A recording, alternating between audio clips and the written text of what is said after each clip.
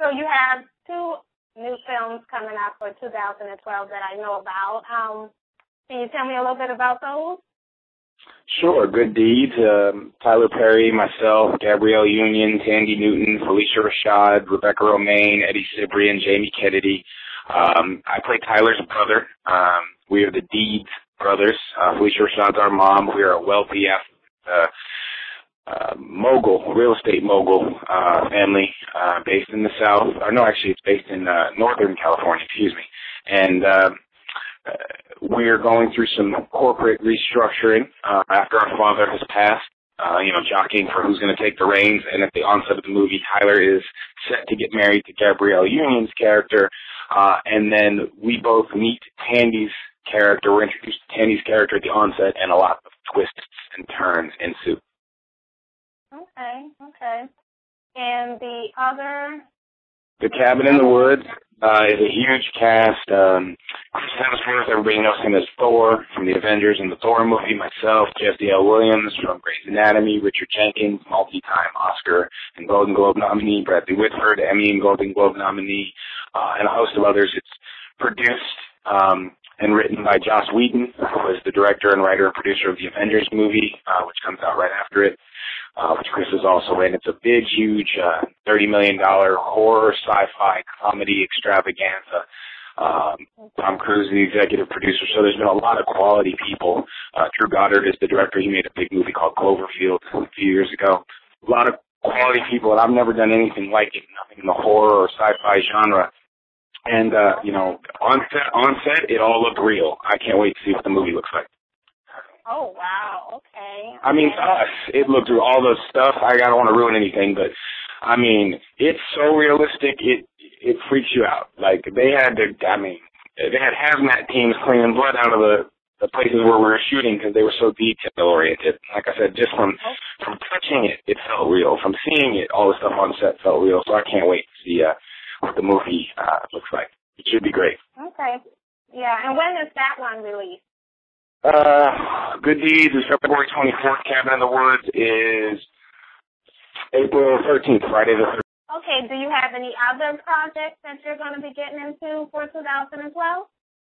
Oh, we're also supporting my two DVDs, The Heart Specialist and Politics of Love, like taking on a life of their own, because Politics of Love is an international release. So now having the opportunity to service Bollywood and parts of Europe that I've never been to, Malika and that film, it's been very exciting because it's, when you have an international life to a film, it's very much different than a domestic run. They kind of come out at different times, different media. So that's been a very new experience for me. And with Heart Specialist, the medical boards and a lot of medical schools have adopted, that film. And so we've been going around doing a lot of screenings of that film. So both of those have been exciting. And then, of course, my book, Black Carpenter. I'm on a book tour now. I'm hosting the United Negro College Fund's Empower Me Tour with Keita and Mo. And then the book will be out next year. We're finalizing things with our publisher. And we'll have some news. And what's the book about? Black Carpenter is a youth empowerment guide.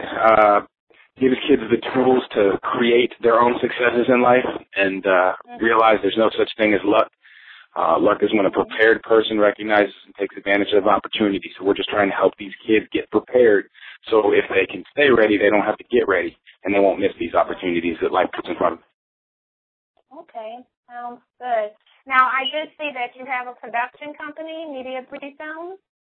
Mm-hmm. Do you have anything coming out under that for 2012? Well, people can check our site, media3films.com. You can't shoot stuff at the same time. So, Media 3 is set up to make films for myself and for Sylvan White, my business partner, the director of Stomp the Yard. So we have 6 projects in development, and I think we'll start shooting our first one hopefully summer 2012. Okay, sounds good. Well, get back into your acting roles.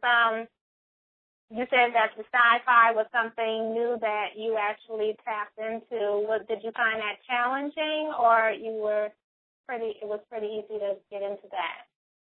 I mean, it's always the same process. Once I became an actor, I kind of went about it the same as an athlete prepares. I was a student of the game when I was a professional football lacrosse player. I became a student of the craft at acting. So, you know, I started with technique classes and improv classes and then comedy classes and then some more dance classes and some more voice classes. And so I like to try all genres, whether it's the broadest of comedies all the way down to, you know, period dramas. It doesn't really matter. It's about the character and what the character's purpose is and me trying something new. And, you know, hopefully the overall story having some kind of message that I can support.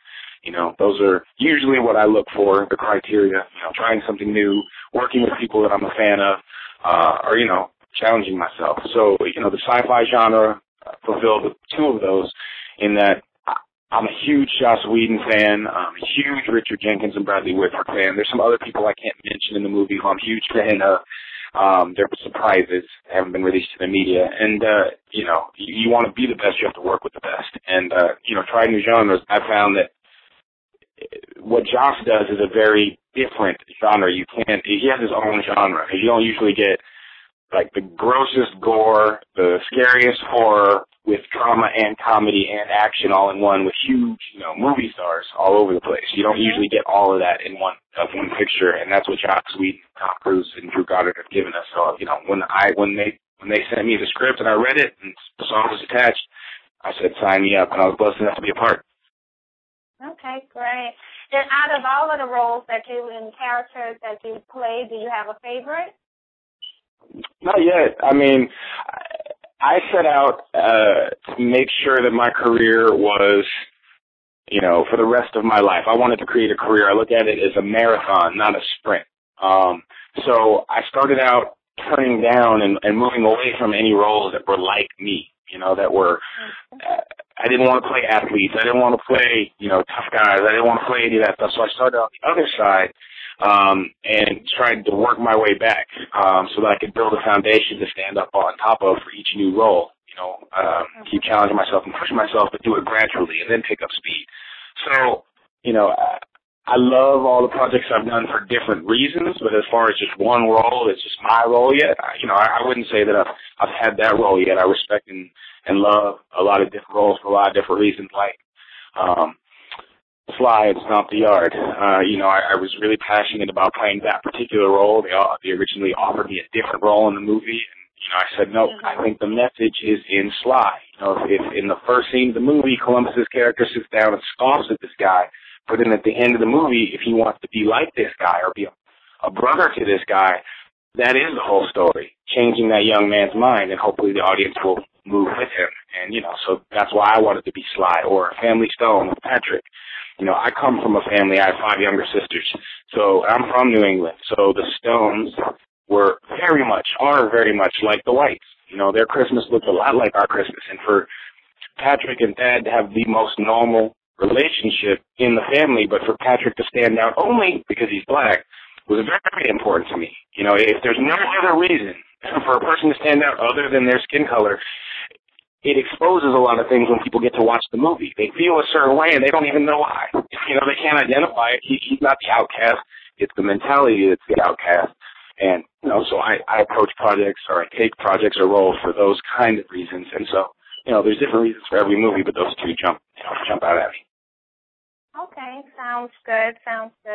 Well, I'm going to move it on to the end. I guess, where do you see yourself or want to see yourself in the next 10 years with your profession?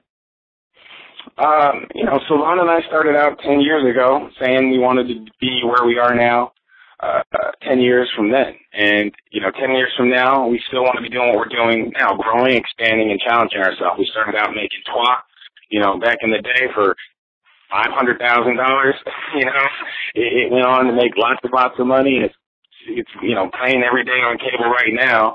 And then we, you know, went to go make a $14 million movie like Stomp the Yard, $20 million movies, $30 million. We just want to keep getting bigger and better and elevating the bar and challenging ourselves to deliver better and better product. There's not an abundance of quality product in the urban space. And, you know, just trying to pool all my resources to help elevate that bar. And like what Oprah said, if you don't know better, you can't do better. And a lot of these kids aren't getting to see images that educate and inform them to what better is, you know, to what a higher standard is. So that's, you know, that's what we're hoping to do through quality entertainment, quality producing, writing, directing. And, you know, so over the next 10 years, I'm hoping I can I can get Black Carpenter out into more schools. I can get more films and TV shows of quality, out on the airwaves and into the atmosphere so that people can absorb them and just keep making a difference. Can you hear me?